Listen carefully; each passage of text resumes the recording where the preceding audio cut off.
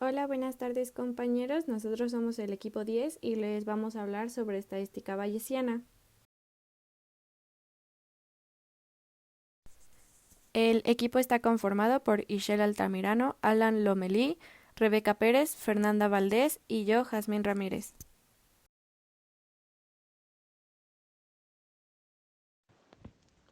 Como una pequeña introducción, recordemos qué es la estadística. La estadística es una disciplina que nos ayuda a estudiar los fenómenos inciertos, es decir, aleatorios, que no podemos predecir con certeza. El estudio lo llevamos a cabo a partir de los posibles conocimientos previos que tenemos sobre el fenómeno y de observaciones que se realizan sobre el mismo. Podemos hacer uso de la estadística de diferentes maneras, ya sea para pronósticos, censos, experimentos, encuestas, realizar inferencia, probabilidades o análisis de datos. Hoy en día podemos recurrir a diferentes ramas de la estadística. Sin embargo, existen dos que dominan sobre las otras: la estadística frecuentista y la estadística bayesiana, que será a la que haremos mención en esta exposición.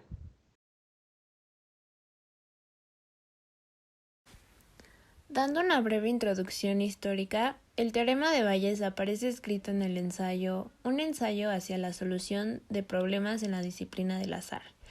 Este trabajo lo escribió Thomas Bayes en la década de 1740, en medio de una polémica religiosa. Concretamente, Bayes se planteó: ¿es posible establecer conclusiones racionales relativas a la existencia de Dios sobre la base de las pruebas que nos proporciona el mundo a nuestro alrededor? Más adelante entenderán por qué es esta pregunta.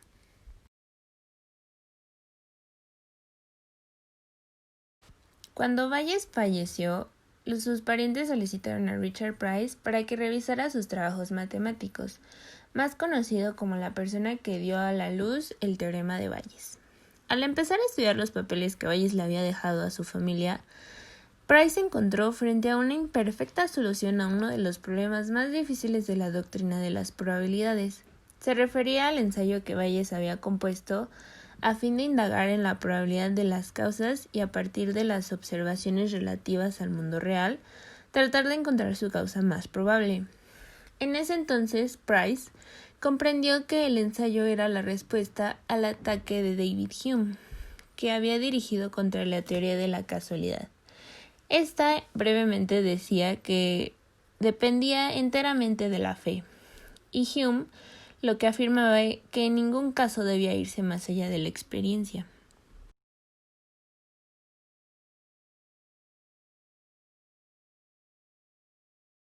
Mi compañera Rebeca anteriormente ya había dicho que existen varias escuelas de la estadística, entre ellas la estadística frecuentista y la estadística bayesiana. Pero, ¿cuáles son sus diferencias? Bueno, la estadística frecuentista estima en base a la probabilidad o frecuencia relativa de un evento a largo plazo sin considerar su historia previa ni asumir conocimiento anterior. Es decir, no toma ningún dato, ningún conocimiento anterior para su análisis. En cambio, la estadística bayesiana se fundamentan con conocimientos previos, una concepción subjetiva de la probabilidad y la utilización del teorema de Bayes como método de la actualización de incertidumbre. En cambio, esta sí utiliza datos previos para su análisis y claramente utilizando el teorema de Bayes.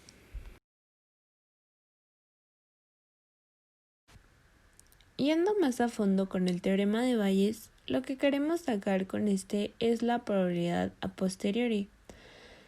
La que esta es la probabilidad de que A y suceda dado que ya conocemos B. Y con los siguientes datos es que se saca esta: la probabilidad a priori, la probabilidad de AI, la probabilidad condicional, que es la probabilidad de B dado que ya sucedió ahí, y la probabilidad total, que es la probabilidad de B.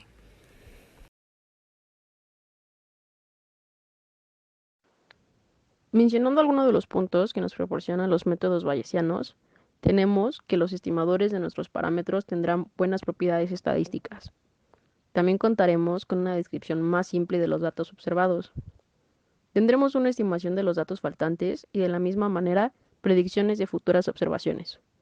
Como último, también contaremos con una metodología computacional potente para poder estimar, seleccionar y validar modelos.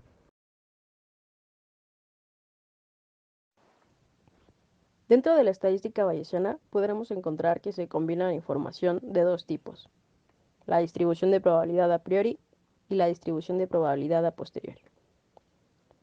La distribución de probabilidad a priori son los conocimientos previos que tenemos de algún fenómeno. Es la distribución de probabilidad que expresa alguna incertidumbre acerca de P antes de tomar en cuenta los datos.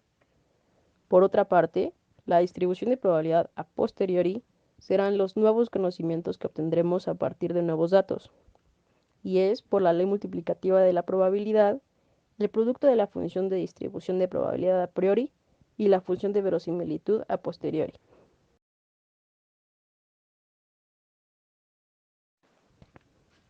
Cuando se nos presenta un problema de inferencia sobre un parámetro θ de una población, podemos resolverlo usando el enfoque bayesiano. Para que su resolución nos sea más fácil, podemos dividirlo en 4 etapas. La primera sería obtener una distribución a priori, que nos va a resumir toda la información extramuestral disponible sobre el parámetro. Lo segundo sería obtener la función de verosimilitud de los datos dado el valor del parámetro. Esta función va a recoger toda la información sobre la relación entre las observaciones muestrales y el parámetro. El paso número 3 sería calcular la distribución a posteriori. Esta función, proporcional al producto de la distribución a priori y la verosimilitud, nos va a resumir toda la información actualizada sobre el parámetro. Como último, vamos a establecer, a partir de la distribución a posteriori, los estimadores, intervalos de confianza o contrastes de hipótesis convenientes sobre el parámetro.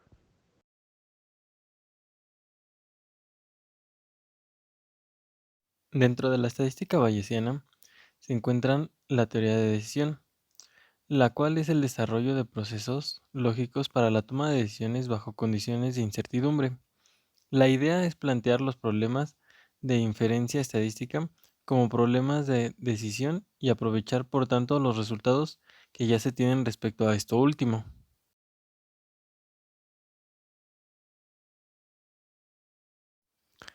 Un problema de decisión está definido conjuntamente por los elementos E cursiva, C cursiva, A cursiva y el signo al menos tan preferente, en donde E cursiva es una álgebra de eventos relevantes que denotaremos mediante EJ. A cursiva es un conjunto de opciones o acciones potenciales cuyos elementos denotamos mediante AI. C cursiva es el conjunto de consecuencias posibles y mediante CIJ denotamos la consecuencia de haber elegido la acción AIJ. A cursiva bajo la ocurrencia de eventos EJ que pertenece a E cursiva. Al menos tan preferente es una relación binaria de preferencia para algunos de los elementos de A cursiva.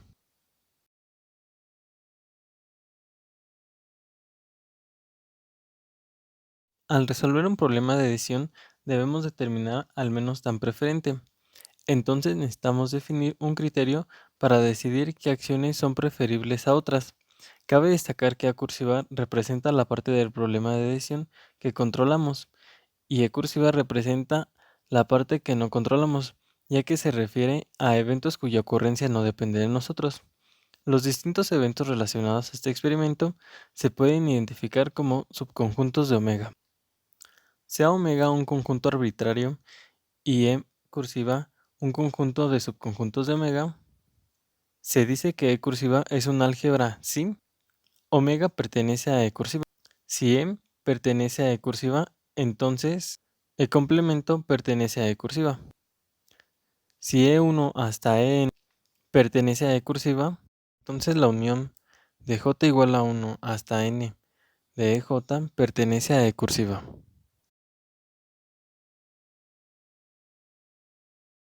A continuación les voy a presentar un ejemplo muy sencillo donde podemos aplicar la estadística bayesiana. Bueno, en una gran ciudad, 1 de cada 1000 personas sufre narcolepsia. La narcolepsia es un trastorno del sueño que produce somnolencia durante la mayor parte del tiempo del día. Ahora, Seleccionamos al azar una persona en esa gran ciudad. ¿Cuál es la probabilidad de que tenga narcolepsia? Empezamos con la probabilidad inicial o la probabilidad a priori de sufrir narcolepsia en una persona tomada al azar de la población, y esta es 1/1000. Supongamos ahora que el test es positivo en 99 de cada 100 personas enfermas y también en 2 de cada 100 personas sanas. La probabilidad de que el test sea positivo si se tiene narcolepsia es de 99/100.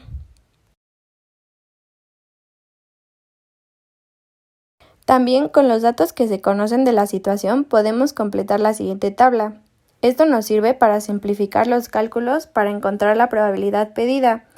Y entonces lo que haremos es pensar qué ocurriría en una muestra de 100.000 personas a las que se le aplican la prueba. Supongamos que las personas no tienen síntomas, es decir, estamos en una situación de revisión masiva de la población, y en la tabla realizamos los cálculos. Comenzamos calculando el número de enfermos, que son 100 en la población, de los cuales 99 obtendrán un resultado positivo y uno un resultado negativo. Entonces nos quedan 99.900 personas sanas, de las cuales el 2%, o sea, 1998, tendrán un resultado positivo. Y ahora fácilmente completamos las celdas que faltan restando los datos que ya conocemos. Y por último, el cálculo de la probabilidad de tener narcolepsia si el test es positivo es ahora sencillo, pues podemos simplemente aplicar la regla de Laplace, dividiendo el número de enfermos en la fila de personas con resultado positivo por el número total de resultados positivos. Y como podemos ver, es un resultado que nos puede sorprender, ya que la probabilidad de estar sano es muy alta.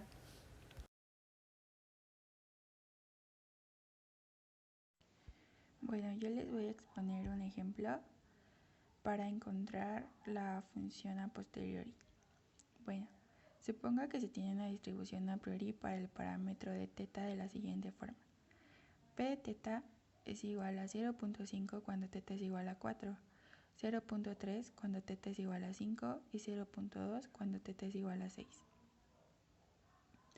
Nuestro espacio paramétrico es igual a 4,5,6 y θ es el parámetro desconocido de una distribución Poisson. Determine la función a posteriori de θ. Bueno, nosotros tenemos que nuestras x se distribuyen por una distribución Poisson. Para poder encontrar la función a posteriori es necesario encontrar nuestras f de n de x dado θ. Para esto aplicamos función de verosimilitud y esto nos quedaría de la siguiente forma. Al aplicar nuestra función de verosimilitud, nosotros sabemos que esto es el producto de nuestras n variables aleatorias.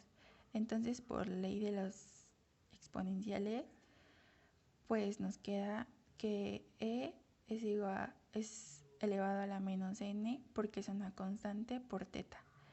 Y nuestra θ es la suma de i igual a 1 hasta n de nuestras x. Hasta abajo solo quedaría el producto de nuestra x.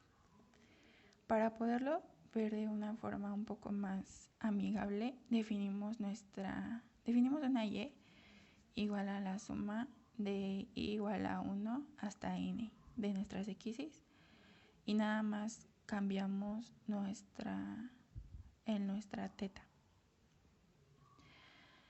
Ahora, necesitamos multiplicar nuestra f de n de x dado θ por nuestra función a priori para así poder sacar la función a posteriori.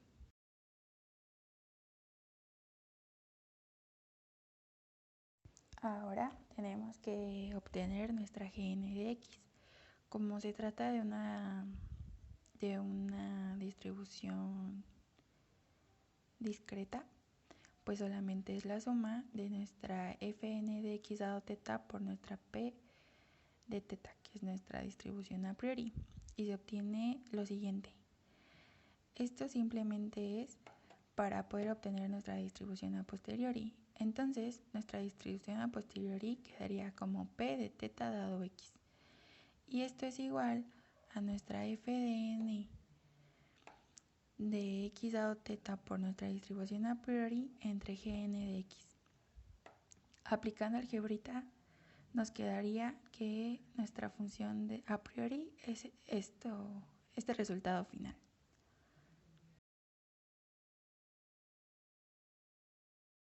Nosotros ya tenemos nuestra p de θ dado x.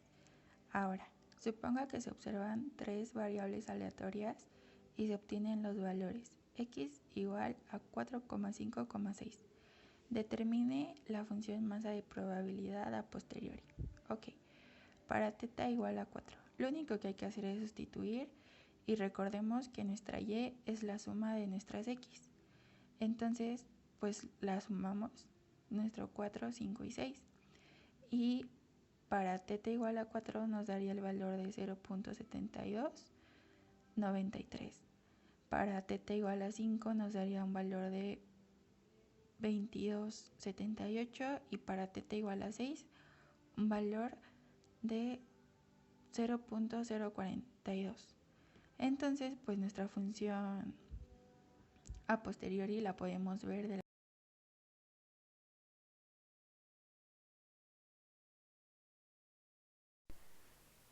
Muchas gracias por su atención y que tengan bonito día.